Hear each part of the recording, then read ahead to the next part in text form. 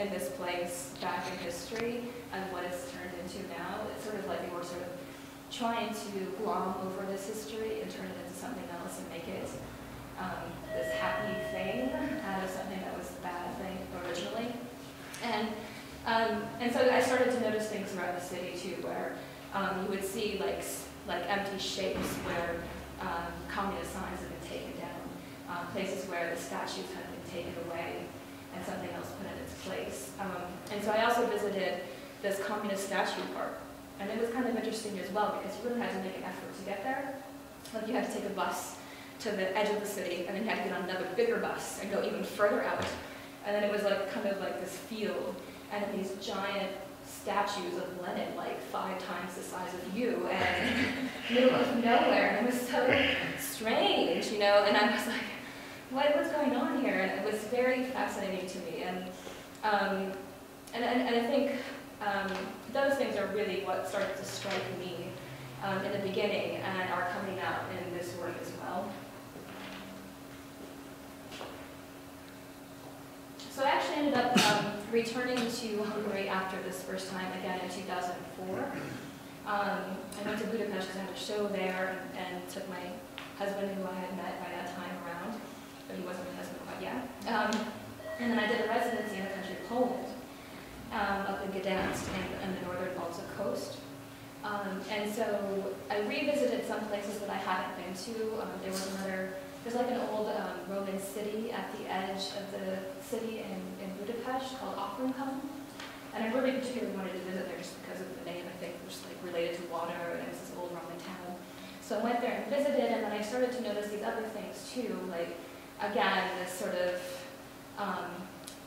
contemporary aspects sort of sitting in the landscape amongst these historical ruins.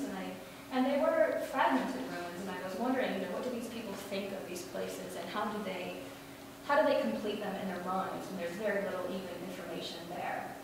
And how much of what we know of history is actual truth, and what is untruth, and how do we filter it into our own lives in different ways and combine cultures and recombine cultures? And so that was something that was also interesting. And even Gdansk itself, when I was there, I hadn't started making this work yet. I think this started about 2005 or 6 or so. This was 2004, but I was starting to think about this idea of ruins, because I think that, like, as an artist, you sort of let things sit in the back of your mind for a while until you're sure that it's ready to come out. It's kind of like incubating at this point. And then I go up to Gdansk, and the fascinating thing about the city there is that it was completely leveled by World War II, the entire old town. And so you could go into the museum and see the city completely destroyed. And what they did is they rebuilt everything exactly as it was, absolutely exactly.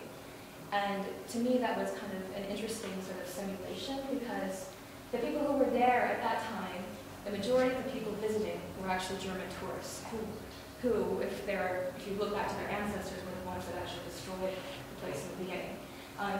So there was these sort of interesting aspects to it that, you know, I was trying to figure out how I could deal with in my work in a compelling way. Excuse me. Mm-hmm.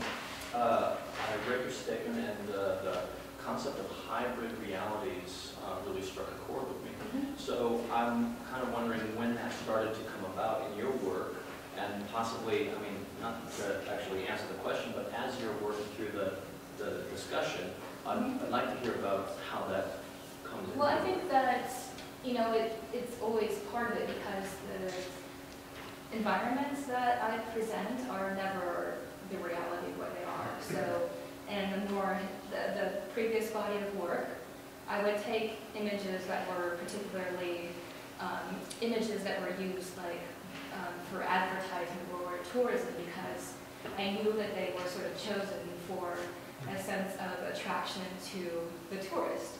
So I would take these and then I would manipulate them in order to pull out oddnesses in the image itself, in order to sort of affect the viewer's vision in a different way than was probably originally intended.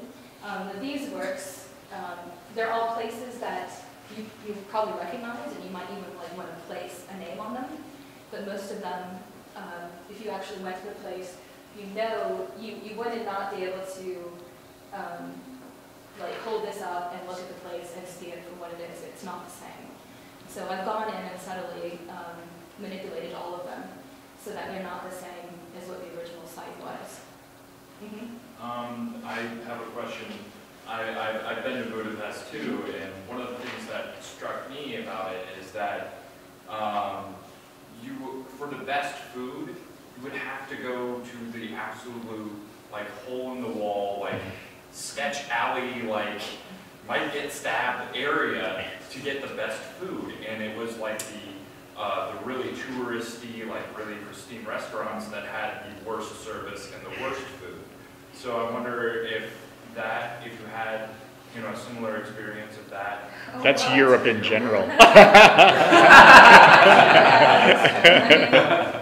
mean, I can't say that I was really like very excited about the food in Hungary in particular. I mean, because I stayed there for quite a long while, and I would go to breakfast like at the market, like the local market where the local people would go because I could get an omelet there or whatever. I mean, because after a time you can only eat so much goulash and potatoes, and you ask for a green salad and you get a side of pickles. And that's, you know, and so one day I remember we're all like so tired of not having any vegetables or green salad, so we all went and like had salad fest together one day because we were like, oh my gosh. So yeah, or, like if you have, there was like this other like sort of weird pea salad with mayonnaise that they gave us too. But it was the same, like we ate at this restaurant and the food got progressively worse over time. Not after they knew us, the Americans were coming. Terrible. It's just giving hot dogs on a plate and stick of butter. That's seriously what we got. But anyway, so don't go for the food, go for the experience and the sights. So I guess that's a really good segue because I was going to start to talk about the work and elements in the work. So really, certainly in these, you know, the most important aspect is the ruins themselves.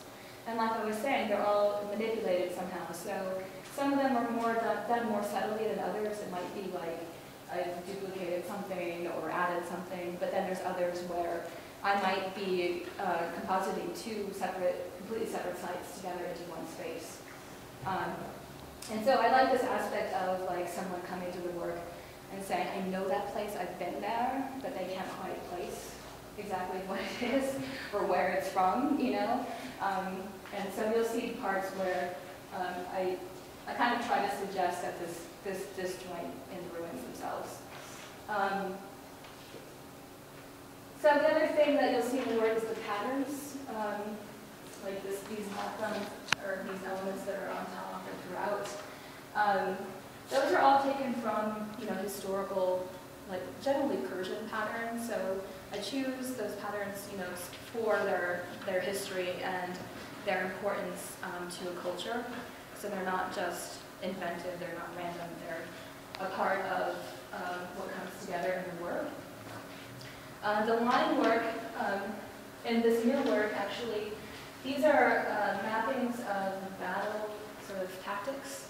So each one is taken from a different historical battle, mapping out the plan of action or plan of attack in each image. And they're taken from different battles, so you might have, you know, a background that looks like it's from a certain place, and you might have a battle plan on top of it that's from an entirely different location, because I'm really interested in how I think it's really particular nowadays because of the internet and how much communication we have back and forth. And also as Americans, we live amongst a lot of different cultures, and how do we perceive a culture that we're not a part of, and how do we understand it, and how do we transform it in our own way, or translate it, or mistranslate it, and recombine it with other things that we do know in different ways. So that's kind of where that comes in. The other aspect certainly is the swimmer or swimmers. And people have asked me if I'm a swimmer, and no, I'm not a swimmer.